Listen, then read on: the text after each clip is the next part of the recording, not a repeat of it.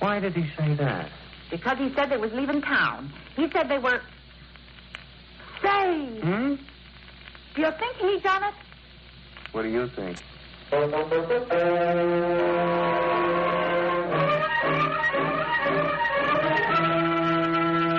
Tip for one thing. All we have to do is find a middle-aged doctor who drives a blue coupe and who frequents or is familiar with the rifle range. Now, what do you know? Only what I found in the clips. Anything? Well, just this. The former pistol champion of the United States competed in a match at the range the day before the body was found. His name is Lance Crackett. He lives here in Columbus. Known in pistol and rifle circles as Doc. Why? Because he's a doctor.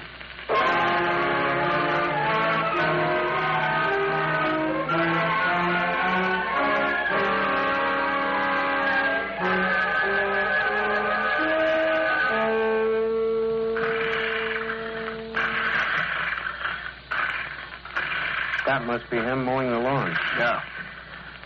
Dr. Crackett. Yes? I'm Steve Drayle, Columbus Police. This is Jim Fusco from the Citizen. Will you come with us, Doctor? What for? Questioning. About what?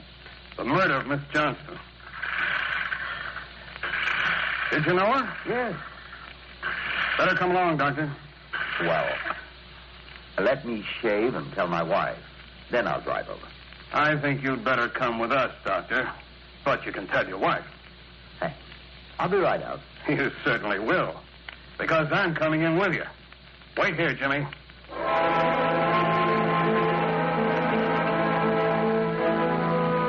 funny how things get quiet and moody when they're hottest.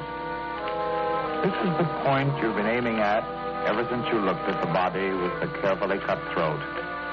And now, all you can do is think how nice a day it is. You chew a little piece of grass and study the green stains on the inside wheel of the lawnmower. Green stained wheel. It gives you an idea. You walk over to the garage attached to the doctor's house. You peer inside. You find a switch. There's a car there. It is a blue coupe. There is a stain on the seat. A red stain. You make a deal with the detective in return for the help you can give him. Yours is an afternoon paper, and if Drayle doesn't bring in the doctor right away, if he holds the story a little longer, it will be too late for the morning opposition. He agrees to that, and you borrow the doctor's car key. You make one stop, and then you make a phone call. Citizen. Bill Dawson? Yeah. Jimmy Fusco. Oh. Bill, I think we've got the killer. I'll dictate the whole story to you, but first let me set something with you. Go ahead. The doctor's car was just left at a lab to have a stain analyzed. I have an idea he'll deny it's blood. I want to confront him with the truth, if it is blood. So I'll dictate the story now. Go ahead and run it. Okay. And I'll call you back with the rest of the dope when the report's coming in. Now, if anybody wants me, I'll be looking up the landlady first, and then I'll be at police headquarters. Check. All right, ready? Here goes. Police today arrested Dr. Lance Crackett, physician and former pistol champion of the United States, for questioning in connection with the murder of Miss Ellen.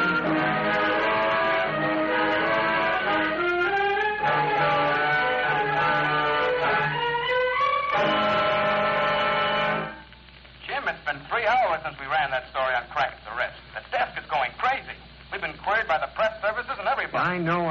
And what's more, some of the papers are carrying a denial of our extra. Jim, have you got the paper in our box? Have you gone crazy? I don't think so. And where's the dick and the doctor? Frankly, Come on. I don't know.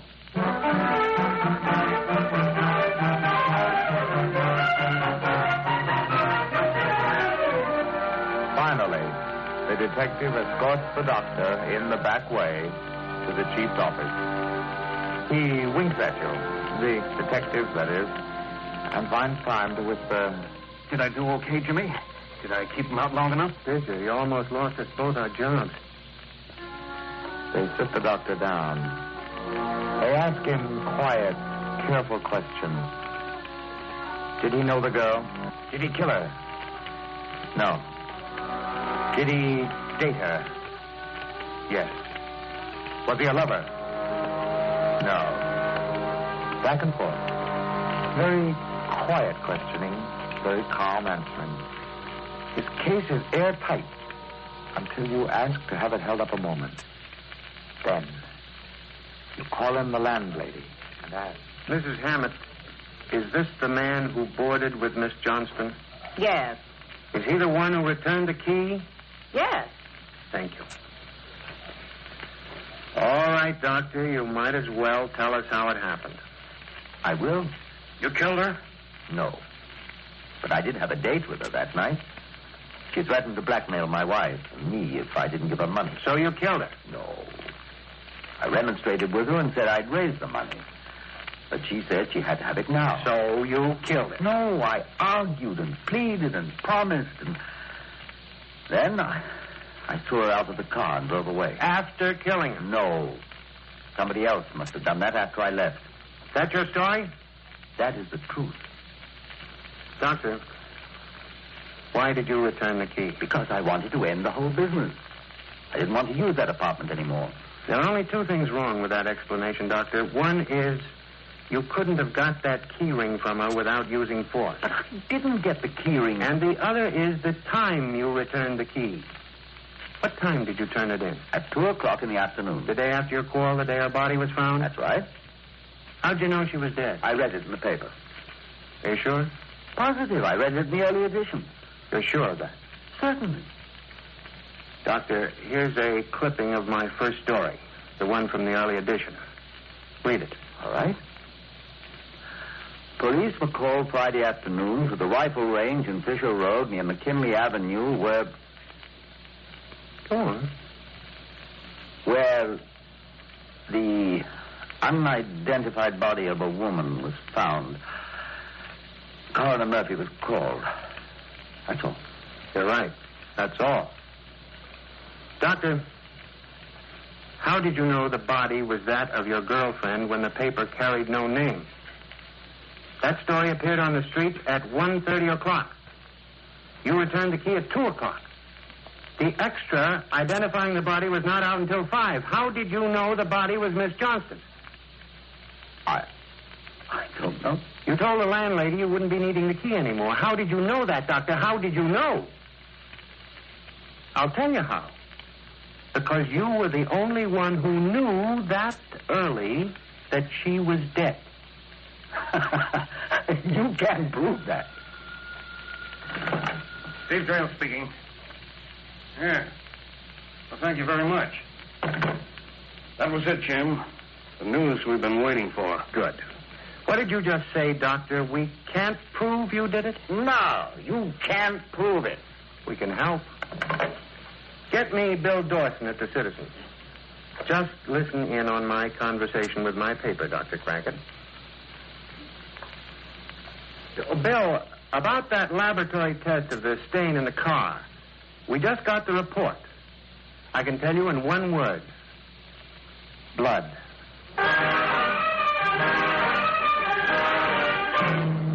That does it. That's it. You've helped to apprehend a murderer. And you've got your big story.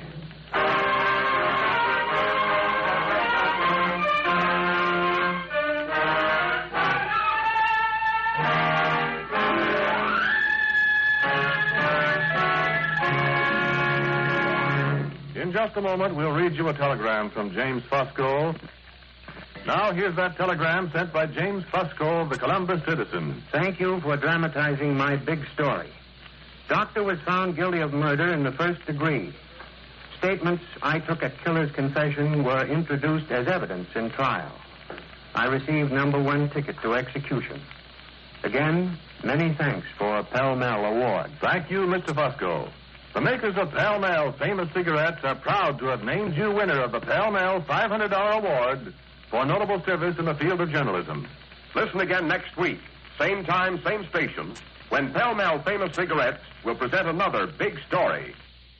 Are you looking for a reliable source of low-priced ag chemicals available locally? Well, Farmers Business Network is here for you. That's why we're opening new FBN hub locations near your farm to help you save money on the inputs you need when you need them. To find chemical deals in your nearest FBN hub location, call 844-200-FARM or visit fbn.com/deals. FBN Direct is offered by FBN Inputs LLC and available only where licensed. Farmers Business Network is bringing everyday low input prices to a location near you. Check out the deals by calling 844-200-FARM or visit fbn.com/deals. FBN Direct is offered by FBN Inputs LLC and available only where licensed.